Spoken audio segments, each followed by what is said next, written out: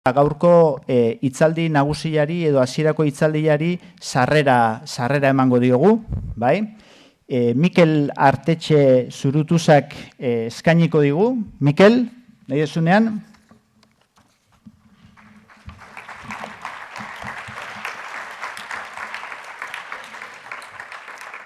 Mikel Artetxe, bueno, ezaguna da, ez du aurkezpen handirik behar, baina hala ere, esango dugu, Reka adimen artifizialeko enpresaren sortzaileetakoa dela, bera, eta horrez gain, hitz zentroko ikerlaria ere bai. Doktora dautza hemen informatika fakultatean egin zuen, eta ondoren Meta bezalako enpresan, ikerketa egonaldi bat burutu ere bai. Bere ikerketa arlo orokorra hizkuntza naturalaren prozesamendua eta ikasketa automatikoan zentratzen da, eta, gazte izanik, baina halako backgrounda eukita, eskatu diogu mesedez ia azken 2 urte hauetako errepaso hurbil edo xe bat egingo ote zigun, eta hoixe izango da, bere aurkezpenaren gaia.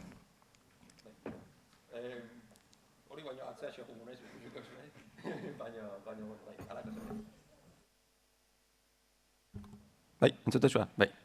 Bai, esan bezala, adimen artifizial sortzailean inguruan arituko naiz gaur, baina, adimen artifizial sortzailea oso gai zabala da, eta konkretuki hizkuntza ereduen inguruan arituko naiz, aitzolek esatezun bezala, ChatGPT-en arira hori dalako azken 2 urtetan edo, bolo-bolo ibili dana, eta baitaren ere esperientzia pertsonala hor zentratzen dalako.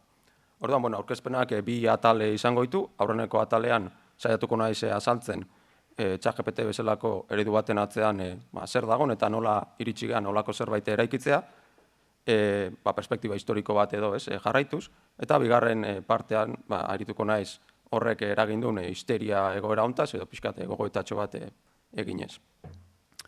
Baina, honei heldu aurretik hartu nahiko nuke minututxo bat azaltzeko zer dan hizkuntza eredu bat. Fuerte hasiko ga, baina ikusiko zu oso sinplea dela. Isa erabiliko dugu adierazteko testu bat, eta testu bat izangoa hitzen sekuentzia bat, orduan hau balin bada gure testua, gaur goizean euria egin du, esango dugu testu hori dela isa, eta bertako hitzak izango ja isa bat, isa 2, isa 3, isa 4, isa 5.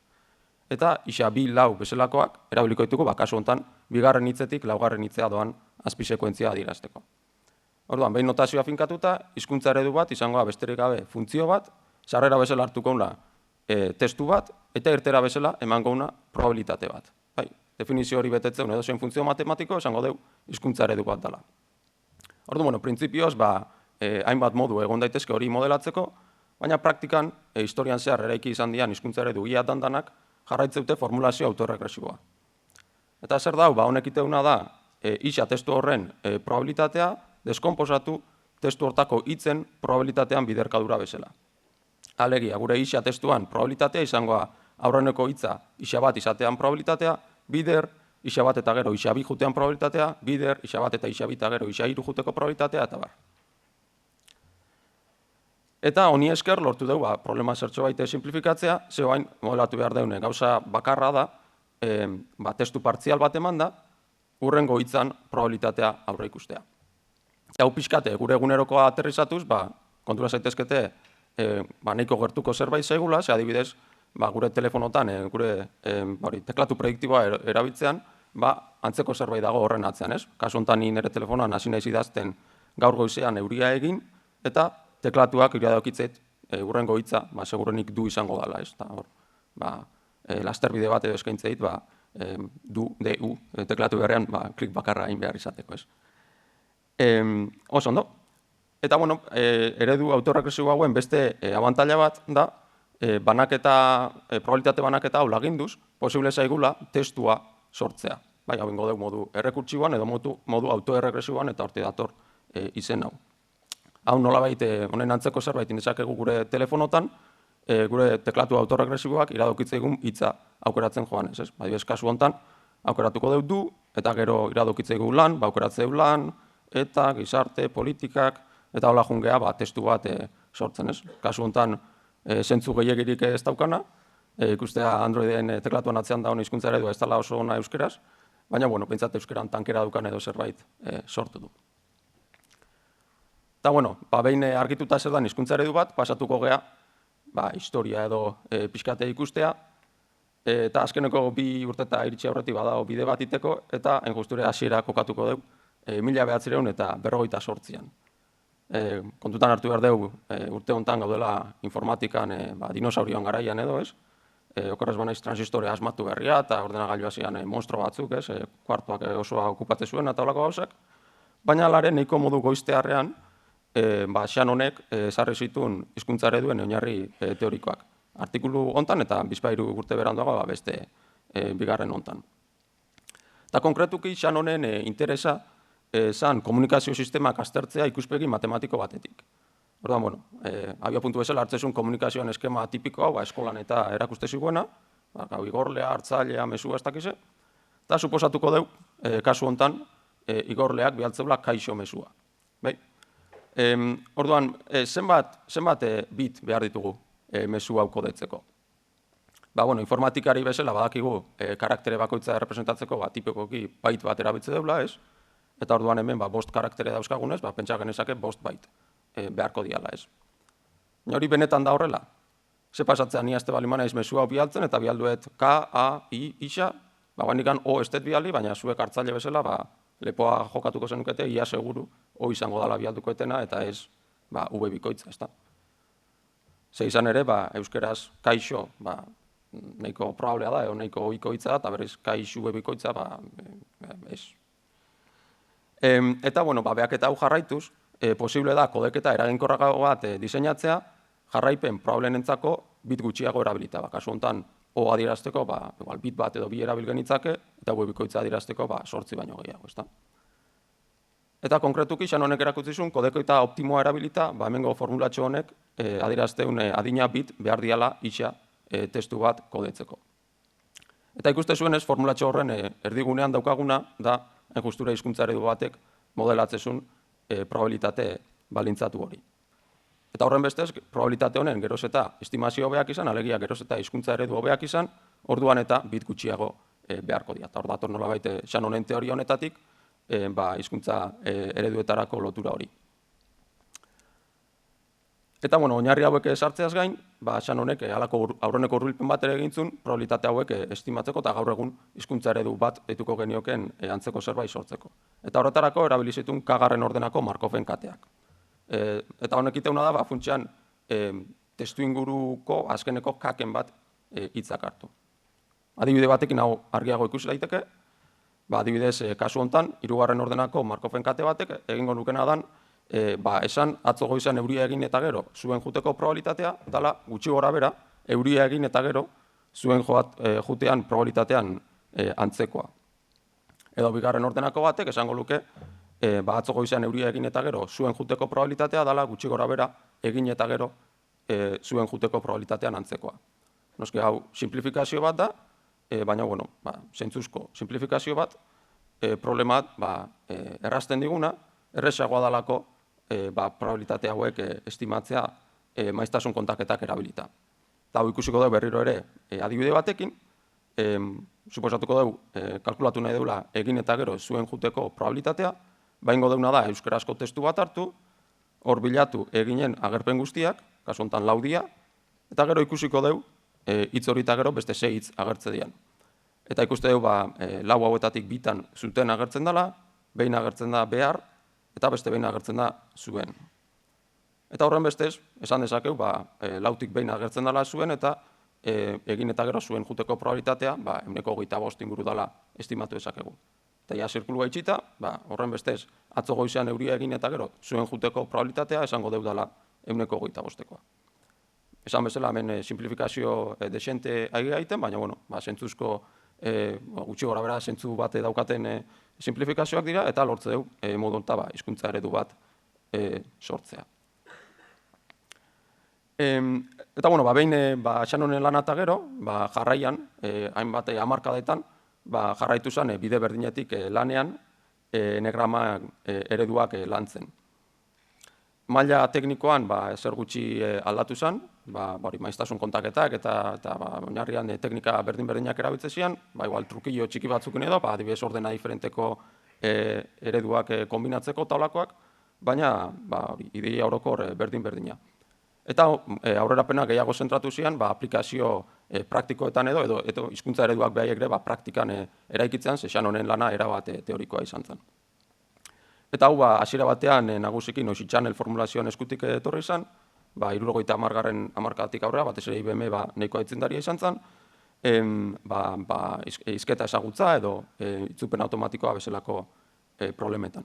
Eta hemen intuizioa da, adibidez hizketa ezagutzan, nahiko argi ikus daiteke, baten batek esate balin bau, gaur goizean euria egin du hola antzeko zerbait, baina eredua ez dago seguru, eadan euria egin du edo euria egin dut, hor esku hartuko zuen hizkuntza ereduak, eta esango zuen, askoz probableagoa da izatea euria egin du, euria egin dut baino, eta orduan aukeratuko deu euria egin du. Eta itzupen automatikoan antzeko ideia bat. Eta, esan bezala, markadu luzetan beraz, oinarrezko teknika berdinekin jarraitu zen, eta hori aldatu zuna, lehendabizikoz nidaki dela behintzat, 2000 urtean etorri zen, aurreneko hizkuntza eredu neuronalarekin. Hemengo artikulu hontan aurkeztu zen, Bengio eta Montrealeko beste jende batek egindako lana, eta hauek plantatu zutena zen, gure probabilitate balintzatu hau, zuzenean modela zitekela, sare neuronal bat erabilita. Eta nola ingo dugu hau? Ingo deuna da, hitz bakoitza vektore baten bidez errepresentatu, eta gero funtzio parametrizatu bat ikasi, sarrera bezala hartuko ituna testu inguruko hitz hauen vektoreak, eta irtera bezala emango duguna hurrengo hitzan probabilitate banaketa. Eta nondik anateko ditugu vektore hauek eta parametro hauek? Ingo deuna da hartu entrenamendu testu bat, testu luze bat, eta bilatu parametro horien balio optimoak testu horren probabilitatea maksimizatzeko. Eta hau da, optimizazio problema arrunt bat, ebazio bidana gradiente jetxiera erabiliz. Eta formulazio honi esker, enegraman hainbat muga gaindi daitezke. Berbada garrantzitsuena da, hitzen arteko antzekotasunak baliatzeko aukera emate dula. Ze enegrame ereduekin, gu balin badakau, gaur goizean euria egindu, edo gaur arratsaldean euria egindu, bi esaldi horietan goizean edo arratsaldean antzeko funtzioa betetze dute, eta berriz patata hitza erabate jokabide desberdina izango luke, baina eredu horiek ez dira gai lotura hori egiteko goizean eta arratsaldean hitzen artean. Eta berriz, eredu neuronalak, vektoreak darabiltzaten ez, gai idealako antzeko vektoreak ikasteko goizean eta arratsaldean hitzentzat kasu honetan. Horri esker, baita ere, sparsity edo sakabanak eta arazoa mugatzea, enegrama ereduekin posible dalako, hain justu guk gaur goizean euria egin, behar bada sekula ez dugu ikusi, antzekoak baina enegrama ereduak ez dira gai hori aprobetxatzeko, eta eredu neuronalak eta horren beste abantaila bat da eredu neuronalak testu inguru mugagabea edo erabildezaketela, eta berriz, enegrama ereduak, lehen ikuste genuen bezala, simplifikatzen dute, eta hartzen dituzte azkeneko hitza, edo azkeneko bitzak, hiru hitzak, baina ezin dira hartu azkeneko 20 hitzak, ze mirari bat beharko litzake ez, 20 hitzoiek elkarren jarraian topatu izana gure entrenamentu korpusean. Orduan, hau aurkeztueten bezala, eman lezake, eredu neuronal hauek marrabila badiala, eta mundu guztia hasiko zala eredu neuronalak erabiltzen, baina etzan hori gertatu, eta jarraitu zuen pixkate basamortuko trabesia horrek enegrama ereduakin. Azken finean, kontestuan jarrita, garai hartan sare neuronalak ez zeudolako oso modan, ikasketa automatikoan arloa beste bide batetik zijoan, gehiago feature engineering eta support vector machine eta erahartako teknikak zian arrakasta gehien zeukatenak. Eta, sare neuronaletan ibiltzen zen jendea, zen nolabait hor txoko batean zeuden laukatu, eta paperan gainean oso gauza interesantea, baina praktikan horrek etzun funtzionatzen, nobentzat impresio hori zeon, eta emaitzak ere beste teknikekin hobeak izatezean. Eta horren beste jendea jarraitu zuen enegramekin lanean nagusiki, eta benetan haustura puntua etorri izan 2012 urteko ikasketa sakonan iraultzan arira. Eta zer gertatu zen 2012an?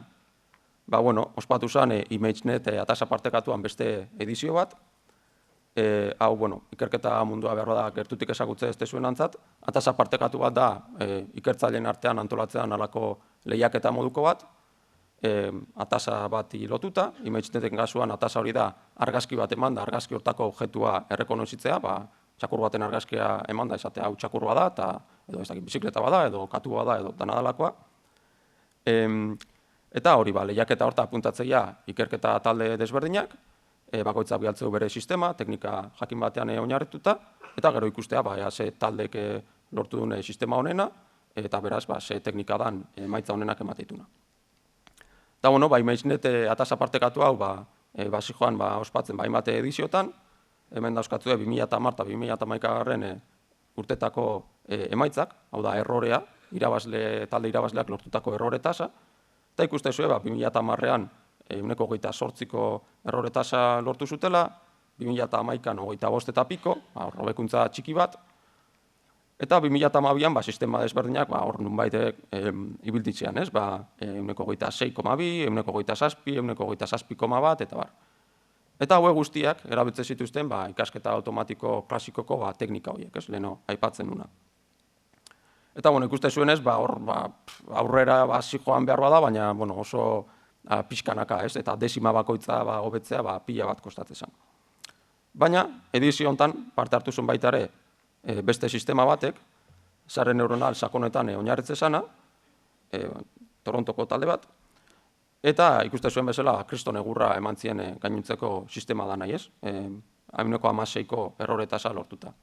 Eta horrek mundu guztian perspektiba edo aldatu zuen, ze jendea basebilen ez danak antzeko gauzetan lanean, esan bezala desima bakoitza hobetzea pila bat kostatzen, eta hemen etorria beste batzuk, teknika erabat desberdin batekin, eta aurreneko saiakeran lortute gu baino asko emaitza hobeak, ez? Jendea konturatu zen, iten naizean gauza horrek ez zaukala etorkizun gehiegirik, eta etorkizuna sare neuronaletan zehola.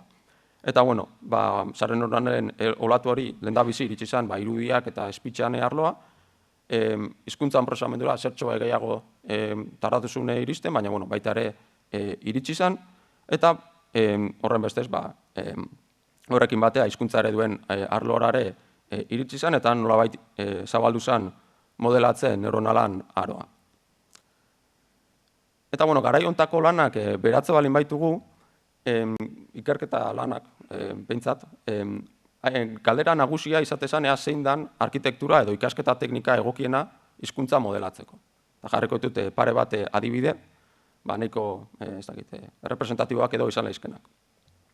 Aurreneko hontan, dimaineko jendeak, planteatzen zuen, nahiz eta guk testua hitzen sekuentzia bezala planteatzen genuen, errealitatean hizkuntzak egitura hierarkikoa daukala, zuhaitz egitura daukala, eskolan ikastitugun bezala zuhaitz sintaktikoak egiten eta hori dana, eta horren bestez emaitza hobeak lortu laizkela zuhaitz egitura hori modelatzen saiatuz. Edo, beste lan hontan, CMUko jende honek proposatzezuna zen, azken finean hizkuntza ereduek bukaeran erabiltzeute softmax funtzioa, honek iteuna da, bermatu probabilitate guztien gehiketa dela bat, beharrezkoa dalako, eta plantatzen zutena zen, ikusitekela hizkuntza modelatzea matrize faktorizazio bat bezala, eta softmaxa aplikatzen zen bezala, matrize horren eina txikia izan behar zala, eta behin ustez hizkuntzan eina handia izango litzake, eta horren bestez softmaxan alternatiba bat proposatzen zuten, muga horri aurre egingo liokena. Orduan, detaile teknikoak ez dira oso garrantzitsuak, gehiago da ze idea motatan edo, ibiltzen zen jendea lanean. Eta nola lantzezian idea hauek? Diseinu experimental tipikoa izatezan, lehendabizi baseline edo oinarrezko sistema bat ikastea, sare neuronal arrunt bat edo hizkuntza eredu neuronal arrunt bat izango litzakena, eta ondoren ikastea beste sistema bat erabat baliokidea dana, baina barneratzen duna proposatutako teknika hau.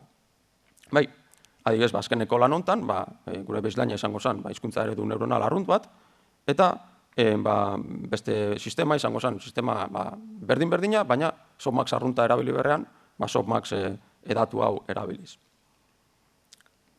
Horren bestez, esperimentu hauen helburua etzan munduko eredu onena edo aliketa eredu onena sortzea.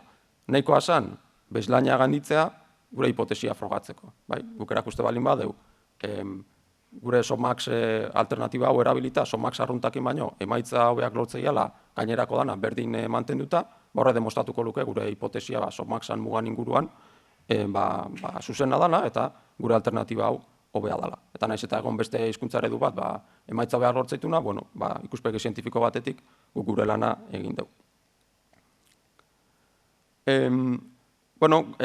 Garai hartan, gauza jakina esan, emaitzak hobetzeko beste modu bat baseola, edo beste bideo bat baseola, datu gehiago erabiltzea, edo eredu handiagoak entrenatzea eta olakoak, baina ikuspegi pixkat zientifiko edo akademiko hortatik, bideo honek ez zuen interesa gehiagirik pizten garai hartan,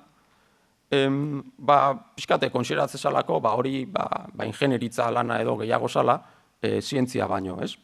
Eta gainea, saturatzen edo bukatzen duen zerbait dela uste zan, ez? Enegramen kasuan ere, eskalatu izan zian eredu horiek, eta ikustea puntu batetik aurrea datuak gehitzen segitzeak saturatzen bukatzezula. Eta, pixkate perspektiba hori aldatu zuna, izan zen, OpenAIak egindako lana, batez ere GPT-2 eta GPT-3 arira, 2019-2020 garren urte horren bueltan. Eta perspektiba hori aldatzea lortu zuen, nire ustez behintzat, bi ikuspegitatik. Lehenik eta behin, izan zen, eskelin lo edo eskalatze arauan edo garapena, nun erakutsi zuten eskalatzean hobekuntzak aurresangarriak izan daitezkela. Hori niko argi ikustea grafiko hauetan, nun adibidez eskubiko hartze balin badeu, izardatzean dakau parametro kopurua, eta alegia hizkuntza ereduan tamaina, eta iardatzean dakau testeko losa, edo lehen komentatzea genuen bezala, zenbat bit behar dian testua konprimatzeko, hain justu zenbaki hori da bit kopurua. Eta ikusten dana da, nola parametroak gehituta emaitzak hobetzeia, baina hobetzeia ez hola pixkat edo, baizik eta patroi oso garbi bat jarraituz, modu linealean, baina kontutan hartu behar da izardatza eskala logaritmikoan daola. Eta antzeko zerbait gertatzea datuen tamainakin eta konputuakin. Eta honek, pixka perspektiba aldatu zuen, erakutsi zulako eskalatzean atzean ez dagoela bakarrik ingenieritza, baita ere zientzia bat badagoela edo patroi batzuk daudela, ikuspegi zientifiko batetik estudiatu daitezkenak, ezta? Alegia, lehen uste esan, datu gehiago erabilita, emaitza hobiak edo lortuko ja, baina horrek ez da interes handikan edo, ez? Baina ez, ikustea, hobekuntza horiek, hori, patroi bat edo jarraitze dutela fundamentuz edo azter daitekena. Eta horrekin batea, honek bidea emateu hizkuntza ereduak hobetzeko, printzipio sendo batzun gainean. Halare, norbaitek edo jende askok plantatuko luke horrek zertako balion, ez? Parametro askoz gehiago erabilita hizkuntza eredu hobeak lor ditzakegu eta zertako, ez? Eta zertarako horren perspektiba aldatu zuen justure GPT-2 eta GPT-3 aurkeztu zituzten artikuluek. Artikulu hauek erakutsi zutelako hobetu ala, eta eskalatzean bidez hobetu ala, kasu honetan, hizkuntza ereduek gaitasun berriak ere ikaste dituztela. Izan ere, pixkate ikuspegi klasikotik edo jendeak eskala txikiagoan lan itezunean, segon ikuspegi nagusia zen, hizkuntza ereduek nagusiki ezagutza linguistikoa biltze zutela. Adibidez, gure sarrera balin bada gaur goizean euria egin, eta hizkuntza eredua honen jarraipena aurre ikusi behar du, behar bada hizkuntza eredu oso txar batek esango luke gaur goizean euria egin patata, baina hizkuntza eredua hobetu ala, behar bada astea esaten gaur goizean euria egin dut, gaizki dago, baina behintzat konturatu da hor aditz bat jun behar dela, baina benetan hobetzen jarraitze momentu batean ikasiko gaur goizean euria egin du izan behar dela, ez? Azken finean, badoalako euskera ikasten, edo euskeran oinarrizko egitura ikasten. Baina, GPT lanak erakutsi zuen, eskalatu ala eta hizkuntza ereduak hobetu ala, beste mota bateko ezagutza ere barneratzen hasteziala. Mundu errealan ezagutza, edo arrazonatzeko gaitasuna, eta bar. Ze adibidez, gure sarrera balin bada estatu batutako hiriburua, berriro ere hizkuntza eredu txar bate behar bada esango estatu batutako hiriburua patata, baina hizkuntza ereduak hobetu ala, ikasi beharko, behar bada, Estatu Batuetako hiriburua New York da edo lako zerbait, probableagoa dela, baina benetan, hobetzen segitze bau, momentu batean ikasi beharko Estatu Batuetako hiriburua Washington da, dala jarraipen probableagoa. Eta horren bestez, hizkuntza ereduak barneratu du zein dan Estatu Batuetako hiriburua. Edo, beste adibide bate hartuz gero, gure sarrera balin bada, 546 gehi 322 berdin, berriro ere hizkuntza eredu txar batek esango luke igual patata, hobetu ala, behar bada, astea esaten 726 bezalako zerbait, konturatu dalako hor zenbaki bat joan behar dela, baina benetan, hobetzen jarraitze bau, momentu batean, hobetzeko modu bakarra izangoa ikastea, gehiketak iten eta ikastea kasu honetan 546 gehi 322, 878 dela. Orduan, hemen kontatzen nahi naizen hau, noski, nahiko begibistakoa da, ez da 2019 arte inorrei etzitzaiola hau bururatu, baina behar bada lehenago, hau oso urruneko zerbait bezala ikustezan. Inork etzun uste, hizkuntza ereduak eskalatze hutsakin, hasiko zeanik eraontako gaitasunak barneratzen. Eta OpenAI lanak erakutsizun, baietz, pentsa zitekena, baino askoz ezagutza eta gaitasun gehiago ikasitzaketela eredu hauek. Hori modu gainbegiratu gabean, testu masa handiak kontsumituz bakarrik. Eta honek izan zituen implikazio sakonagoak ere, ze tradizionalki hizkuntza ereduak erabiltzezian helburu zehatzeko aplikazioen osagai bezala, lehen aipatzen genuen adibidez, itzulpen automatikoan kasua ez, itzultzaile automatikoa, nahiko sistema konplexuak izatezian, eta sistema horien osagai bat izan zitekeen hizkuntza eredu bat. Baina berriz, GPT lan honen arira, ikusi izan hizkuntza ereduek interes propioare izan zezaketela helburu orokorreko aplikazio bezala. Izan ere, posible dalako, ia dozeina tasa formulatzea hizkuntza modelatze bezala. Adibidez, itzulpen automatikoan kasuan, guk sarrera bezala, hizkuntza eredu bati, sarrera bezala ematen balen baio, hemengo hau, gaztelania 2 puntu. Ez da mañana llovido, euskera 2 puntu, eta gure hizkuntza eredua benetan ona balin bada, konturatukoa seguruenik horren jarraipen probablena dala gaztelanezko testuan euskerazko itzulpena. Eta horren bestez, hizkuntza eredua ez da izango itzultzaile automatiko baten osagai bat, baizik eta hizkuntza eredua bea bere baitan ere biliarko deu itzultzaile automatiko bezala, eta beste hainbat aplikazioetarako baita ere. Eta, hau ikusita, zabaldu zen lerrokatze eta eskalan aroa edo deitu jotena. Aipatzen genuen bezala, ikusi zen eskalatuala hizkuntza ereduek ezagutza handia biltzen zutela, adibidez, gu sarrera bezala emanezkeo zein da Estatu Batuetako hiriburua, betikoa hizkuntza eredu on batek esperoko genuke Washington ematea jarraipen probablena bezala, baina beti ez da hain erresa ezagutza hori azaleratzea. Zergatik, adibide honetan bertan, zein da Estatu Batuetako hiriburuan jarraipen logiko bat edo probable bat izan daitekelako Washington, baina beste jarraipen probable bat izan daiteke eta Kanadakoa. Zein da Estatu Batuetako hiriburua eta Kanadakoa, nahiko testu logiko bat da, ezta? Edo beste jarraipen probable bat izan daiteke, auskalo. Zein da Estatu Batuetako hiriburua, auskalo. Hori jarraipen logiko bat da, ez? Noski erabiltzailean perspektibatik honek ez du ezertako balio, baina hizkuntza ereduak iteun gauza bakarra da, jarraipen probableak sortu. Orduan, erronka berria bihurtu izan, nola domestikatu, edo nola zuzendu hizkuntza ereduak, ez bakarrik jarraipen probableak emateko, baizik eta gure galderai erantzuteko eta erabiltzaileai erabilgarriak zaizkion erantzunak emateko. Eta hori hainbat fasetan landu zen, aurreneko fasea izan zen prompt ingenieritza edo deitu izan zaiona, nun bilatze zen atasa ezberdinak hizkuntza eredu bati formulatzeko modu egokiena zeintzan edo.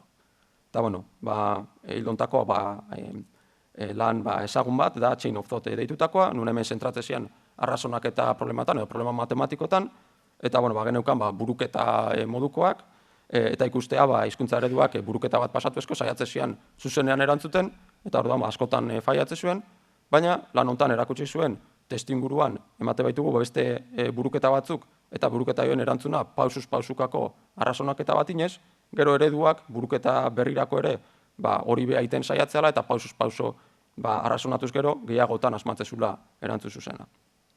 Edo beste lan honetan, ite zuten antzeko zerbait, Baina erakuste zuten, ez zala beharrezkoa hainbat adibide ematea testu inguruan, nahikoa zala buruketan enuntziatu ematea, eta horren jarraian, banoa pausos-pauso pentsatzea.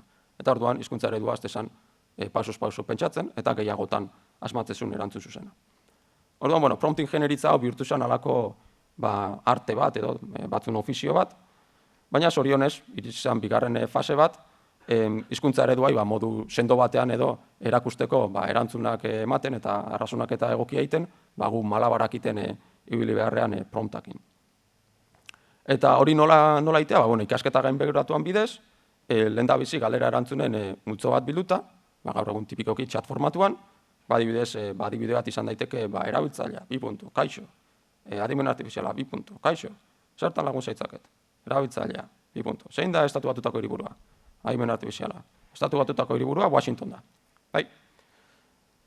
Eta gero ingo deuna da, adibide hauekin hizkuntza ereduan ikasketa prozesua jarraitu. Bai? Eta honek zertako balioko dugu? Balioko dugu hizkuntza ereduak ikasteko nolabait rol hori jokatzen edo interfaze hori erabiltzaileekin elkarrekintza izateko ikasten. Baina ezagutza lehenagotik izango luke, ez da beharrezkoa mundu guk erantzuten nahi daune gai guztien inguruko ezagutza adibidetan biltzea. Interfazea harrapatzeakin nahikoa da. Eta horren bestez, galetzen gai zerbait berria, nahiz eta gure adibide horien artean ez egon, hizkuntza ereduak alde batetik ikasi formatu egokia erantzuteko, beste alde batetik ezagutza lehenagotik baseukan, eta ondo erantzun beharko liguke. Baina alare, gauzak ez dira praktikan hain sinpleak, ez? Izan ere, kalitatezko galera erantzunak biltzea ez da bat ere lan erresa. Ze, klaro, hemengo adibide hauek oso tontoak dira, baina praktikan badakigu ez ChatGPT-i askoz gauza komplexioagoak galetzea daukagu, eta baita ere, emateitun erantzunak askotan askoz landuagoak dira, ez? Eta behar balen badeu, pertsona batek era hortako erantzunak eskuz sortzea, eta pertsona horien lan balintzak ere, segun zein dian, behar bada ez da errasa, kalitate hori bermatzea eskala handi batean bereziki. Hori arazo bat da, eta beste arazo bat da, erantzun zuzenen espazioa ere zabala dala, ez? Azkenean galdera batek hainbat erantzun zuzen izan ditzake, edo erantzun zuzena bakarra izan dare, hainbat modu egon daitezke erantzun zuzen hori emateko, ez? Edo hitzez adierazteko, eta hizkuntza ereduak guztiak ikastea ez da erresa, eta ez da beharrezkoa ere, ez? Eta hori adibide batekin argiago ikus daiteke, ez? Erabiltzailean galdera edo sarrera baldin bada kontatu txiste bat, ikasketa gainbegiratuakin hizkuntza ereduak ondo egiteko jakin beharko lituzke txiste posible guztiak. Bai? Ze txiste posible bati probabilitate txikia emate baldin baio, ikasketa helburuakiko gaizki egiten egongo litzake, ezta?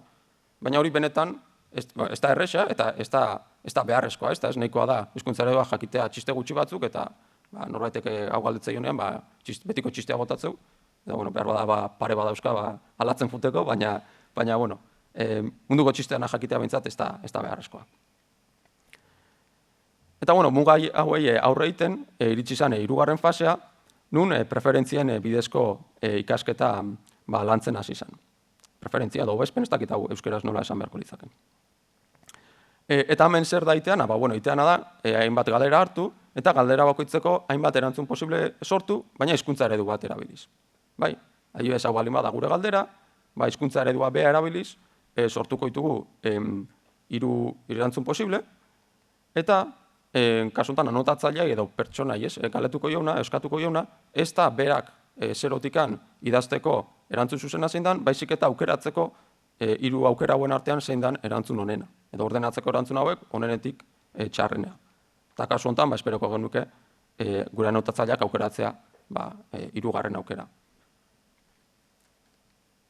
Eta bain preferentzia hauek bilduta, ingo deuna da hizkuntza ereduai, erakutsi anotatzaileak aukeratzea probableagoa dan erantzunak sortzen. Eta hortarako hainbat teknika daude, hemen gauza pixkate tekniko jartzeia, baina badago hau zuzenean itea DPO bezalako teknikan bidez, edo badago baita ere ikastea reward model bat edo eredu bat, beste eredu neuronal bat, hurbiltzen duna pertsonen, anotatzaileen preferentziak, eta gero reinforcement learning edo errefortzu bidezko ikasketa aplikatu reward hori maximizatzeko. Eta hain justure teknika hauek aplikatuz, sortu zuten ChatGPT, 2022 urtean atera zana, eta hasiera eman ziona histerian aro berri honi, ez? Orduan, bueno, histerian aro berri honi, hainbat perspektikatik begiratu daiteke agian, baina nahi gustatuko litzaiake begiratzea, pixkat gai hauetan lan iteun norbaiten perspektibatik, ze ikusi zuen bezala maila teknikoan gauzak desente aldatu dira, baina beste maila batzutan ere gauzak aldatu diala esango nuke. Eta hori, nik uste, publikazioi begiratuta ere igerrela iken zerbait dela, ez? Leheno komentatzen genuen, modelatzen neuronalan garaiko artikulu esanguratsu bat edo entzutetsu bat, izan laikela Softmaxan hau komentatzen genuna. Eta berriz, gaur egungo impactu handiko artikulu bat hartze bali badeu, izan ziteken adibidez GPT-4 txosten teknikoa, ez? Eta ikuste zuen, eskerreko artikulu honek dauzkala 4 autore, laurak CMU unibertsitate batekoak, eta berriz GPT-4 artikuluak dauka itxuraz autore bat dela OpenAI, baina asterisko bat dauka, eta asterisko horren atzean dauna da, autore zerrenda erraldoi bat, eranskineko 3 horri okupatzeituna, eta okerrez banaiz 200 piko autore dauzka lanak. Orduan, bueno, ikustea, ez, gauzak nola aldatu dian, eta nola garai batean ideiak zian garrantzitsuenak, eta gaur egun ideiak garrantzitsuak izaten jarraitze dute, baina esekuzioa ere izugarri garrantzitsua da. Eta horren bestez, garai batean proiektu iadanak nahiko txikiak zian, esan bezala nahiko azalako planteatutako hipotesian balidatzea edo bere bideragarritasuna frogatzea, eta berriz, gaur egun proiektuak erraldoiak dira, konputazio aldetik ikeragarritako inbertsioa eskatze dute, lantalde oso handiak, ingenieritzako karga oso handia, eta bar. Orduan, bueno, esango nuke nahiko garbi daola, behar hauek edo, garai berri hauek, hobeto egokitzaiala erraldoi teknologikoetara, aktore txikiagoetara baino, azken finean behaiek dauzkatelako bakarrik alako eskalan laniteko baliabideak, baina aipagarria da baita ere, erraldoi teknologiko hauek ere barrutik oso asko aldatu diala urte hauetan. Eta, bueno, ni kontatu ezaket, adibidez, bereziki, Meta edo Facebooken kasua, bertan lan egin nulako, 2 urte terdiz, hasi nintzen, goen dela 4 bat urte, eta ni lanean hasi nintzanean, nire lana zen, gutxi gora bera nahi nuna itea. Esan da igual gezurra mateu, baina gutxi gora bera olako zerbait zen, bai. Ikertzaile bezala askatasuna neukan, nahi nun gaian inguruan ikertzeko, nahi nun bidea hartzeko, inorrei azalpenek eman gabe, inorrei baimenik eskatu gabe, olako eserrin behar gabe, ez. Eta, bueno, ni bezala, inguruko danak, ez. Noski, badaude espektatiba batzuk olako toki batean, eta gero ebaluazio prozesuak eta egotea, baina, bueno, zure produkzio zientifikoa ona dan bitartean, nahi nahi dezakezu, ez. Ze gertatzea, ikertzaile batei olako askatasuna emate jozunean, joera da, ikertzaile bakoitza bere ideia txotan edo lanean hasteko, eta bai kolaborazioak egotea, baina proiektuak nahiko txikiak izatea da joera, ez. Ez da gertatzen, zuk mundu guztia hemen gauden danoi aukera emate izuegu nahi zuen aiteko, eta danok elkartu eta azte esaten montatzen 100 pertsonako megaproiektu bat. Normalean joera ez da hori izaten, ez. Eta ikusita, haimen artifizialan etorkizuna gehiago zijoala proiektu handien bidetik eta hori dana, juntzian gauzak pixkanaka aldatzen, eta goitik bultzatzen gehiago proiektu potoloak eta hori dana, ez. Eta gaur egun, Facebooken nahi aitea edo, ez da posible edo behintzat ez da erresa, beste mota bateko lan bat ingabe.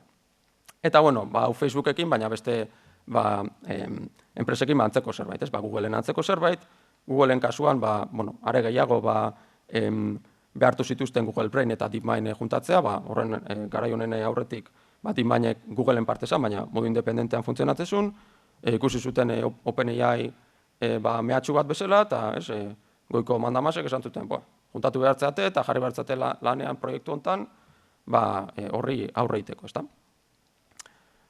Baina OpenAI behar asko aldatu da, ez bakarrik bere kompetentzia edo. OpenAI behar sortu zanean, izenak behar esaten bezala, open edo, irekitasunan aldeko filosofia bat zeukan, gaur egun asko itxiagoa edo oso itxia bihurtu da, sortu zanean irabazi asmorik gabeko erakunde bazan, gaur egun enpresa bat da, Microsoftekin lotura estua daukana.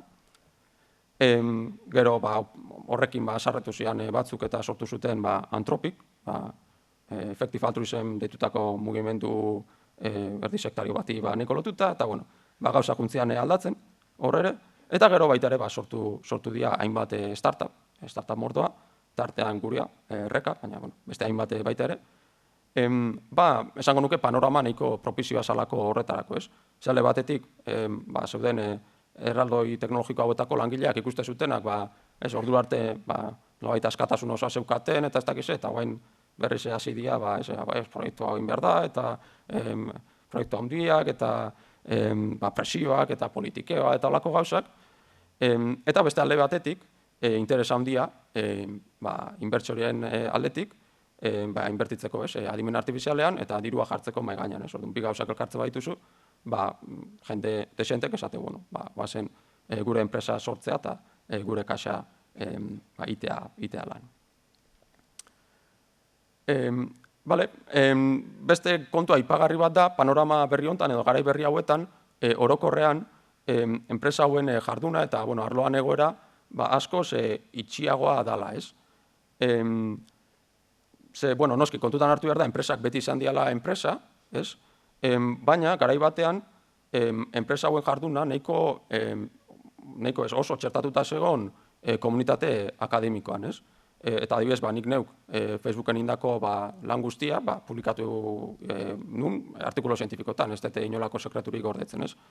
Eta berrez, gaur egun, enpresa hauek oraindik publikatzen dute, baina askoz gehiago zaintzen dute ze publikatu, zer ez, eta gauza gehiago gordetzen dituzte bereientzako, ez? Aipatu nahiko nuke baita, dana ez dela noski txuria edo beltza, badaude baita ere eredu irikiak eta hori dana, eta bereziki Facebookek edo Metak egin du apustu bat eredu irikiekiko jamakin, baina eredu iriki horri ere, termino horri ere, askotan esango nuke komila batzuk edo jarri bertzaizkiola, ze lehenik eta behin teknikoki eredu guk irekia diala esate balin badaure, teknikoki ez dia open source edo software librea, dauzketako murriztapen batzuk bateragarriak ez dianak. Eta horretaz gain, eta behar bada garrantzitsuagoa, liberatze dutena da ereduan parametroak, baina ez dute liberatzen eredu hori entrenatzeko kodigoa edo eredu hori entrenatzeko datuak. Eta noski hau dana, erabate zilegi da, eta neurri batean ulertzeko ere bada, enpresak behien interesak zaintzea, baina, nola esango nuke batzutan, ez dakit, zintzotasun pixka bat edo gehiago izatea komuniko litzakela, guztioi gustatzen zaigu, hau betetzea, irikia eta librea eta olako hitzakin, bai enpresei, bai inguruan, filosofia honen jarraitzailei, eta batzutan, ez dakit, esango nuke, kostatzeala, gauzak dian bezala edo aurkeztea. Bueno, hau alde batea utzita, beste behaketa bat nahiko agerikoa dana, da, enpresa haue guztiak estatu batuarrak diala. Noski, hemen gutxi batzu daude, baina gehiago jarriko genituzke ere, ikusiko genuke proportzio oso handi batean gehienak estatu batuarrak diala. Eta Europa berriz, nire ustez behintzat, nahiko atzea aida geratzen gai hontan, ez? Eta Europan apustua izan da gehiago erregulazio aldetik edo, aitzindariak izate, ez? Teknologia aldetik atzetik hangoaz, baina erregulazio aldetik aurrenekoak izango geha.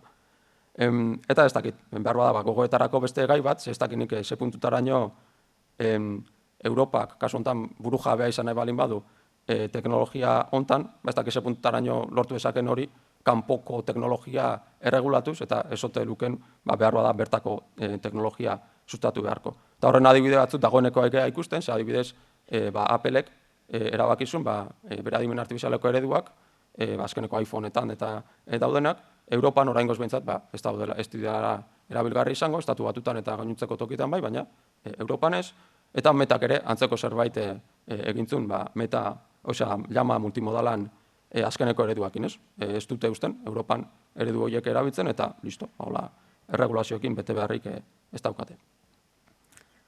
Eta, bueno, ja bukatzeko gurera ekarriz, ze gertatzea Euskal Herrian, Europan gaudenez, testu inguru orokorra antzekoa da, baina noskiku badaukagu elementu bereizgarri bat, danok hona ekarri gaituna, eta da hizkuntza, euskera. Ze pasatzea euskerakin. Leheno komentatzen gunan arira, eskalan arira eta datuen eskalan garrantzian arira, pentsa genezake panorama nahiko kezkagarria edo izan zitekela, ze azken finean euskerak sekula ez du izango, gaztelaniak edo ingelesak zesanik ez dauzkan adina datu, ezta? Azken finean gure hiztun komunitatea asko txikiagoa dalako eta datu gutxiago sortzen ditugulako. Eta honen inguruan ni neu zertxo bai pesimista nintzen, guain dela urte batzuk, baina azken aldian askoz optimistagoa naiz, ze ikusten nahi geha, hizkuntza arteko transferentzia ikasketak oso ondo funtzionatzen dula eredu hauetan. Eta posibila dela, hastea, abia puntu bezala hartzea, ingleseko eredu bat, eta euskarazko datuakin, nahiz eta datu gutxi izan, euskara irakastea, eta eredua gai da inglesez edo gaztelanez edo beste hizkuntzetan jasotako ezagutza hori eta gaitasun horiek transferitzeko euskarara. Eta, hitz zentroan, hortan aigea, besteak beste, eta hola sortu da baita ere latxa eredua, aurrerago nahiarak beste aurkezpen batean aurkeztuko iguna. Eta hori da nire partetik, eskerrik asko.